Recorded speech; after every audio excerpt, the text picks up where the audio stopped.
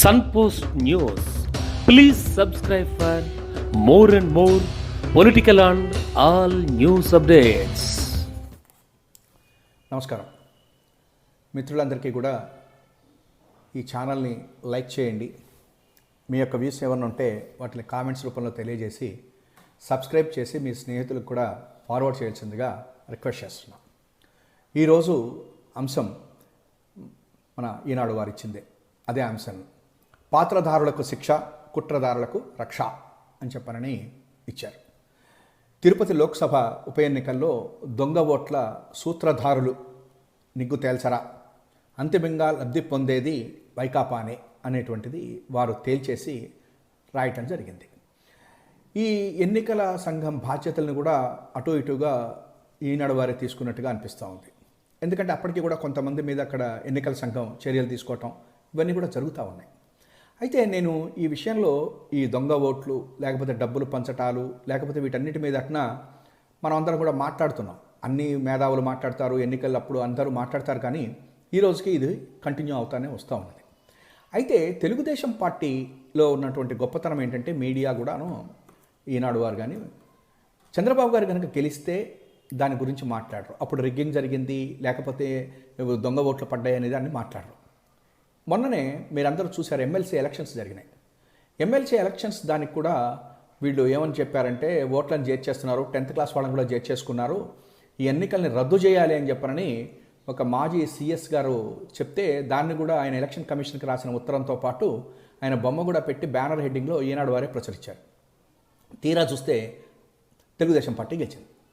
ఇక ఇప్పుడు దాని గురించే మాట్లాడాలి. మరి దొంగ ఓట్లు చేర్పించింది వైకాపా అయితే మరి గెలిచింది వాళ్ళు కదా, మరి ఎట్లా గెలిచారు అనేటువంటిది ప్రజలు ఒకసారి ఆలోచిస్తారని కూడా అనుకోరు.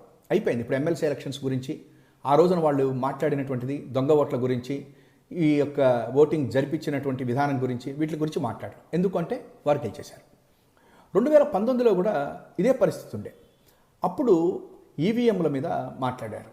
ఆయన గోపాలకృష్ణ ద్వివేది గారి దగ్గరికి చంద్రబాబు గారు వెళ్ళి ఒక రకంగా వార్నింగ్ కూడా ఇచ్చినంత ఇదిగా ఆయన మీద మాట్లాడటం జరిగింది. అంతేకాకుండా ఎలక్షన్ కమిషన్ ఢిల్లీ వెళ్ళి అక్కడ కూడా ఎలక్షన్ కమిషన్ మీ ఇష్టమా, మీరైతే చేసుకుంటారా అంటూ నరేంద్ర మోడీ గారికి కూడా ఆపాదిస్తూ ఈ యొక్క రిగ్గింగు, ఈవీఎంలు వీటి మీదట్న బాగా పెద్ద ఎత్తున చంద్రబాబు గారు మాట్లాడటం కూడా మనం చూసాం. అయితే చంద్రబాబు గారు గెలిచినప్పుడు మాత్రము ఇవన్నీ రావు, చంద్రబాబు గారు ఓడిపోతే మాత్రం ఈనాడులో కానీ వీటన్నింటిలోనూ వస్తాయి. అయితే మనం ప్రజాస్వామ్యాల్లో మనం కోరుకుంటుంది ఏంటంటే అసలు ఈ దొంగ ఓట్లు ఉండద్దు, ఈ యొక్క రిగ్గింగులు అటువంటి లేకుండా జరగాలి అని ప్రతి పౌరుడు కూడా కోరుకుంటాడు.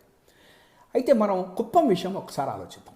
ఎందుకు నేను ఇది అంటున్నానంటే ఇవాళ సూత్రధారులు ఎవరు, వాళ్ళకి శిక్ష ఏది అని అడుగుతున్నటువంటి మన పత్రిక ఒక్క మాట కూడా ఇంకొకటి అంటే బాగుంటుంది. ప్రతి చోట కూడా ఎంక్వైరీలు చేయండి, సిబిఐ ఎంక్వైరీ చేయించండి అని చెప్పాలని కనుక వాళ్ళు ఏదన్నా కనుక అనేటట్లయితే ఇంకా చాలా బాగుంటుంది. కానీ అటువంటిది ఏమనరు. మనందరికీ తెలిసింది ఏంటంటే కుప్పం ఎన్నికల్లో చంద్రబాబు నాయుడు గారు ఇప్పటికీ దాదాపుగా 7 సార్ల నుంచి గెలుస్తూ వచ్చారు, 7 times. అయితే అక్కడ అందరూ కూడా చెప్పేది ఏంటంటే కుప్పంలో దొంగ ఓట్లు ఉన్నాయి అని చెప్పాను. ఆయన మీద మనం పోటీ చేసినటువంటి వ్యక్తి ఆల్మోస్ట్ ఎలక్షన్ కమిషన్ తోటి చేస్తే సబ్జెక్టు కరెక్షన్ 18,000 ఓట్లని తొలగించడం కూడా జరిగింది. అయితే ఇప్పటికీ కూడా దొంగ ఓట్లు అక్కడ ఉన్నాయి అనేటువంటిదే అక్కడ ఉన్నటువంటి వైకాపా వాళ్ళు మాట్లాడుతూ ఉన్నారు, అంటే వైఎస్ఆర్సీపీ వాళ్ళు. అయితే దీని గురించి జనరల్గా ఎవరు మాట్లాడాలి? తెలుగుదేశం వారు మాట్లాడాలి. అయితే ఇవాళ కుప్పం గురించి ఎవరు మాట్లాడతారు? అక్కడ కుప్పం గురించి వైసీపీ వాళ్ళు మాట్లాడతారు. దాని గురించి సమాధానం ఎవరు ఇవ్వాలి? చంద్రబాబు గారు ఇవ్వాలి. కానీ చంద్రబాబు గారు ఇవ్వరు, పత్రికల్లో కూడా రాదు. అయితే వీళ్ళు మాత్రము ఇవే మాట్లాడుతుంటారు. ఆశ్చర్యం ఏంటంటే నేను ఒక్కటే ఇక్కడ ఒక పేరా చదివితే మనకు ఆశ్చర్యం వేసేది ఏంటంటే జనరల్గా విచారించండి, అందులో ఉన్నటువంటి వాళ్ళు బనానా వాళ్ళు అని చెప్పారు. కానీ చివరికి ఈ పత్రిక ఎంత మటుకు వెళ్ళిపోయిందని చెప్పంటే అసలు ఎవరెవరు ఉన్నారు బాధ్యులైనటువంటి వాళ్ళు, వాళ్ళ పేర్లు వీళ్ళే చెప్పేస్తారు.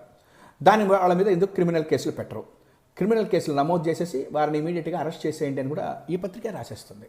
ఇంకా వేరే ఏం చట్టం లేదు. ఎందుకంటే వీళ్ళు కనిపెట్టేశారు, వాళ్ళు ఏదో బస్సుల్లో వచ్చారట, ఆ బస్సును చూశారు కాబట్టి దాని వెనక ఉన్నది వీళ్ళని ముందర అర్జెంటుగా వీళ్ళే బాధ్యులు కాబట్టి ఆ నాయకులను, వైకాపా నాయకులు, వాళ్ళని మీరు అరెస్ట్ చేసేయండి, లేకపోతే ముందర చర్యలు తీసుకోండి అని. అది నిజానికి ఏ ప్రాంతీయ పార్టీ అయినా అటువంటి చంద్రబాబు గారి పార్టీ కూడా చెప్పట్లే. ఈ ఒక చివరి పేరా ఒకటి చదువుతాను చూడండి. వైకాపాను విచారించాల్సిందే, తిరుపతి లోక్సభ ఉప ఎన్నికల్లో ఎపిక్ కార్డుల్ని అక్రమంగా డౌన్లోడ్ చేసి వాటితో దొంగ ఓట్లు వేయించడం వల్ల ఆ ఎన్నికల్లో వైకాపా అభ్యర్థి భారీ ఆధిక్యంతో గెలిచారు. దీన్ని బట్టి అక్రమాల వల్ల అంతిమ లబ్ధిదారు వైకాపాయనని తేటతెల్లమవుతోంది. ఈ కుట్ర వెనుక వైకాపా ఆ పార్టీ పెద్దల ప్రమేయం లేకుండా ఎలా ఉంటుంది? అందుకే వైకాపాను ఆ పార్టీ ముఖ్యులకు నోటీసులు ఇచ్చి విచారిస్తేనే ఈ కుట్రలోని లోతులు బయటపడే అవకాశం ఉంటుంది. ఆ దిశగా ఎన్నికల సంఘం చర్యలు చేపట్టాల్సిన అవసరం ఉంది. వీరే ఎన్నికల సంఘానికి ఇచ్చేస్తున్నారు. వాళ్ళు గెలిచారు కాబట్టి అయిందండి. నేను ఇందాక అడుగుతున్నాను కదా, ఎమ్మెల్సీ ఎలక్షన్స్లో ఇదే మాటలు మాట్లాడారు. ఆయన బ్యానర్ హెడ్డింగ్స్ పెట్టేసేసి అసలు గ్రాడ్యుయేట్లు కాని వాళ్ళందరూ కూడా ఓట్లు వచ్చినాయి అన్నారు. మరి వాళ్ళు గెలిచారు కదా, మరి అంతిమ లబ్ధి ఎవరికి జరిగింది?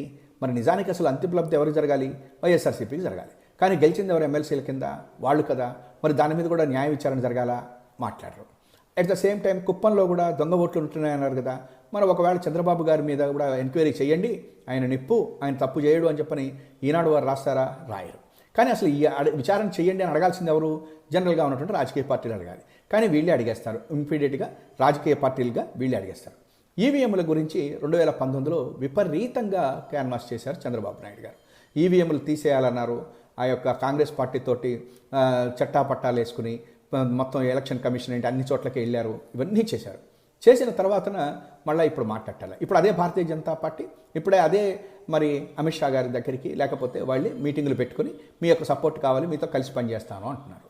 నేను ఏమని చెప్తానంటే విలువలు కావాలా వద్దా? తప్పేం లేదు. ఇప్పుడు చంద్రబాబు గారు ఏ పార్టీతో వెళ్తారు, ఏలియన్స్ ఎవరితో ఉంటుంది మనం మాట్లాడాల. కానీ నిన్ననే కదా నువ్వు నరేంద్ర మోడీ గారు లాస్ట్ ఎలక్షన్స్లో ఈవీఎంలని దుర్వినియోగం చేశారు, తర్వాతనేమన్నా ఎలక్షన్స్ని ఇది చేశారు అని చెప్పని అన్నది. మరి ఇవాళ రోజున వాళ్ళు చెయ్యరా? లేకపోతే చేస్తే వాళ్ళతో పాటు ఉండాలనా? ఏంటి మనకు అర్థం కావట్లా. ఇంకొకటి కూడా నేను ఇవాళ చెప్తాను. ఇవాళ దేశం మొత్తం కూడా ఎన్నికలు సజావుగా జరగాలి అనేటువంటి ఇదిలోనే జరుగుతున్నాయి. ముఖ్యంగా రాజకీయ పార్టీలు దీని విషయంలో చాలా స్ట్రాంగ్గానే ఉన్నాయి. ఎవరు కూడా ఎక్కడ ఇది లేదు. కానీ చంద్రబాబు గారు గెలిచిన ఎన్నిక మాత్రమే సరైంది. లేకపోతే మాత్రం వాళ్ళు రెడీగా ఉంటారు ఏదో ఒకటి చెప్పడానికి. 2014 ఎన్నికల్లో ఎట్లా గెలిచాడు? అప్పుడు అదే ఈవీఎంలు ఉన్నాయి కదా, అదే మన నరేంద్ర మోడీ గారితో కలిసి చేశారు కదా. మరి అప్పుడు కాంగ్రెస్ పార్టీ అధికారంలో ఉంది కదా, మరి వాళ్ళు గెలవలేదే, వీళ్ళు గెలిచారు. మరి అదే 2004లో ఓడిపోయారు కదా చంద్రబాబు నాయుడు గారు, మరి 1999లో గెలిచారు కదా. అంటే వాళ్ళు గెలిస్తే అది బ్యాలెట్ పేపర్ కావచ్చు, ఈవీఎం కావచ్చు, లేకపోతే అక్కడ ఎవరైనా కావచ్చు, వాళ్ళ మీద మట్టి వేసి మసిపూసి మారేడికాయ చేయటం అనేటువంటిది ఇప్పటికైనా కూడా మానుకోవాలి. అయితే ఇక్కడ మనం చంద్రబాబు గారిని మాట్లాడాలి. ఎందుకంటే పాప ఆయన ఏమీ మాట్లాడాలి. ఇప్పుడు తిరుపతి విషయం మొత్తం మన ఈనాడు వారే రాసుకొచ్చేశారు. వాళ్ళ మీద బాధ్యులైనటువంటి వైసీపీ నాయకుల మీద ఇమీడియట్గా క్రిమినల్ కేసులు పెట్టండి, విచారణ చేయండి, వాళ్ళందరినీ అరెస్ట్ చేయండి అని ఏ ప్రతిపక్షం కూడా ఈ రాష్ట్రంలో అడిగిన వారు రామోజీరావు గారు, వారి ఈనాడు పత్రిక. కాబట్టే నేను చెప్తున్నాను, వార్తాపత్రికలు ప్రజాస్వామ్యానికి మంచి స్ట్రాంగ్ సపోర్టర్స్గా పిల్లర్స్ కింద ఉండాలి తప్ప రాజకీయ పక్షాలకి కాదు.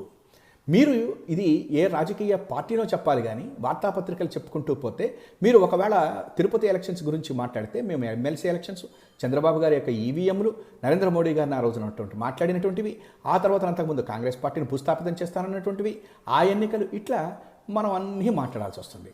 కాబట్టి గాడిద పని గాడిద, కుక్క పని కుక్క చేయాలి. చేయకపోతే కుక్క పని గాడిద చేస్తే ఏం జరిగిందో ఇవాళ రోజున ప్రజాస్వామ్యంలో మీరు కనుక ఇదే రకంగా చేస్తే గాడిదలాగా మీ పని అవుతుంది అని చెప్పనని చెబుతూ, ఇప్పటికైనా కూడా వార్తాపత్రికలు మీరు తప్పనిసరిగా ప్రజాస్వామ్య రక్షణ కోసం ఉండండి తప్ప ఒక పార్టీని రక్షించుకోవటానికో, ఒక నాయకుడిని రక్షించుకోవటానికో, ఒక నాయకుడిని పైకి జాకీలెప్పి లేపటానికో వద్దు అని చెప్పని మాత్రమే నేను తెలియజేస్తాను.